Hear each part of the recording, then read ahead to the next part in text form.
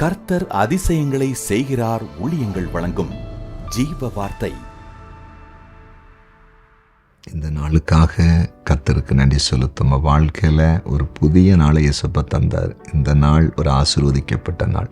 இந்த நாள் ஒரு மேன்மையான நாள். நீங்கள் ஏதாவது துக்கத்தோடு வேதனையோடு பயத்தோடு இருப்பீங்கன்னா அதெல்லாம் உங்களை விட்டு அகன்று போகும். ஒரு புதிய காரியத்தை இன்றைக்கு செய்வார். உங்கள் வாழ்க்கையில் அன்று அற்புதம் செய்து ஒரு நம்பிக்கையை உண்டாக்கப் போகிறார். விசுவாசத்தை உண்டாக்க போகிறார். சொந்து போகாதீங்க. நிச்சயமாக நல்லதே கர்த்தர் செய்வார். சரியா? நிச்சயமாக செய்வார். அவர் பெரிய காரியங்களை செய்வார். கலங்காதீங்க. உங்களுக்காக நாங்கள் தினமும் ஜெபிக்கிறோம். குறிப்பாடியும் தினமும் ஜெபித்து வருகிறேன். உங்களுடைய பிரச்சனைகளை தேவைகளை கமெண்டில் அனுப்புங்க. தினமும் நாங்கள் அதை செக் பண்ணி குறிப்பாக கர்த்தருடைய சமூகத்தில் அதை தெரியப்படுத்துகிறோம். ஆண்டவர் பெரிய காரியங்களை உங்களுக்கு செய்வார். அதே போல் நீங்கள் எந்த அளவுக்கு தேவனிடத்தில் நன்மை வேண்டும் என்று கேட்குறீங்களோ, ஜெப குறிப்பு அனுப்பி ஜெபித்து பெறுகிறீர்களோ, அது ஆண்டவருக்கு நன்றியாகவும் நீங்கள் அறிவீங்க. அது இன்னும் கர்த்தர் உங்களுக்கு நன்மை செய்வதற்கு ஏதுவாக இருக்கும். இந்த ஜீவ வார்த்தையை அநேகருக்கு அறிமுகப்படுத்துங்க. அவர்களும் ஆசீர்வதிக்கப்படட்டும். சரியா? இன்றைக்கு ஜீவ வார்த்தைக்கான வசனம் சங்கீதம் 9:9. சிறுமைப்பட்டவனுக்கு கர்த்தர் அடைக்கலமானவர், நெருக்கப்படுகிற காலங்களில் அவரே தஞ்சமானவர். சிறுமைப்பட்டவனுக்கு கர்த்தர் அடைக்கலமானவர். சிறுமைப்பட்டவன்னா யாரு? சிறுமைப்பட்டவன்னா வசதி இல்லாத மனிதர், தரித்திரமாக இருக்கிறவர்கள், பண வசதி இல்லாதவர்கள். அவங்களுக்கு கர்த்தர் அடைக்கலமாக இருக்கிறாரா?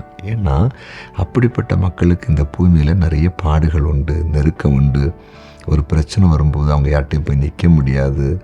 யார்கிட்டையும் போய் அவங்க உதவிக்கு போனால் கூட யாரும் மைண்ட் பண்ண மாட்டாங்க. அப்படி தானே? ஏன்னா ஏழை எளிய மக்களுக்கு சில காரியங்களில் சில பிரச்சனைகள் நெருக்கம் வரும்போது எல்லாரும் போய் சப்போர்ட் பண்ண மாட்டாங்க. பணம் இருந்தால், ஆடு இருந்தால், அழகு இருந்தால், வசதி இருந்தால், நல்ல குடும்ப பின்னணி இருந்தால், நல்ல நண்பர்கள் இருந்தால் எல்லாரும் உதவி செய்வாங்க. புரிஞ்சிட்டிங்களா? ஆனால் அப்படிப்பட்ட மக்களுக்கு அந்த சிறுமைப்பட்டு ஒன்றும் இல்லாமல் இருக்கிறவங்களுக்கு அடைக்கலம் கொடுக்கறது யார்? பாதுகாப்பு கொடுக்கறது யார்? ஏசப்பா. பயப்படாதீங்க. அவர் அடைக்கலப்பட்டணும், அவர் பாதுகாப்புன்னு பட்டணும். அவர் நம்மை பாதுகாப்பார். அவருடைய கரத்தில் மூடி மறைத்து கொள்ளுவார். ஒரு தீங்கு அணுகாமல் காத்து கொள்ளுவார். பகலில் வெயிலாகலும் இரவிலே நிலவாகலும் உங்களை சேதப்படுத்தாது. சரியா? கோழி தன் குஞ்சுகளை செட்டின் மறைவில் வைத்திருக்கதை போல மறைத்து வைப்பார். போதுமா? நம்புங்க. அப்படியே நடக்கப் போகிறது. ஜெபிப்போமா? ஜெபிக்கலாம். ஆண்டவரே, நீர் பேசின வார்த்தைகளுக்கு ஸ்தோத்திரம். சிறுமைப்பட்ட மக்களுக்கு அடைக்கலம் கொடுக்கிற எங்கள் அன்பு ஆண்டவரே இயேசுப்பா, உம்மை நோக்கி பார்க்கிறோம். யாரெல்லாம் சிறுமைப்பட்ட நிலையில், ஒன்றில்லாத நிலையிலே, புறக்கணிக்கப்பட்ட நிலையில் இருக்கிறாங்களோ, நீங்கள் உம்முடைய பிள்ளைகளுக்கு அடைக்கல பட்டணமாக இருந்து நீர் வழி நடத்தும்படியாய் உம்முடைய ஊழியக்காரன் மன்றாடி ஜெபிக்கிறேன். நீர் ஜெபத்தை கேட்டீர். அதற்காக ஸ்தோத்திரம்.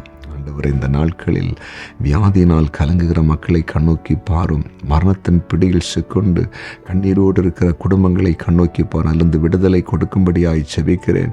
இந்த மரணக்கட்டுகள் விலகட்டும். இப்பொழுது ஆண்டவரே, குறிப்பாக திருமண நாளை காண்கிற குடும்பங்களை ஆசீர்வதித்து செபிக்கிறேன். அவர்கள் ஆசீர்வாதமாக இருக்கட்டும். பிறந்தநாளை காண்கிற ஒவ்வொருவரையும் ஆசீர்வதிக்கிறேன். ஆசீர்வாதமாக இருக்கட்டும். ஆண்டவரே, கமெண்டில் நீங்கள் செய்த நன்மையை சாட்சி அறிவித்திருக்கிற நம்முடைய பிள்ளைகளை ஆசீர்வதிக்கிறேன். அவர்கள் மென்மேலும் ஆசீர்வதிக்கப்படுவார்களாக. இன்னும் தங்கள் வாழ்க்கையில் தேவைப்படுகிற காரியங்களுக்காக ஜெப குறிப்பில் அனுப்பியிருக்கிறாங்களே, அதற்காக இப்பொழுதும் உம்முடைய சமூகத்தை நோக்கி மன்றாடுகிறேன். அற்புதங்கள் நடக்கட்டும். சாட்சியில் நீர் எழுப்பும்படியாய் ஜெபிக்கிறோம். நீர் அப்படி செய்கிறேன். நன்றி. இயேசுவின் நாமத்தில் பிதாவே. ஆமென். ஆமென்.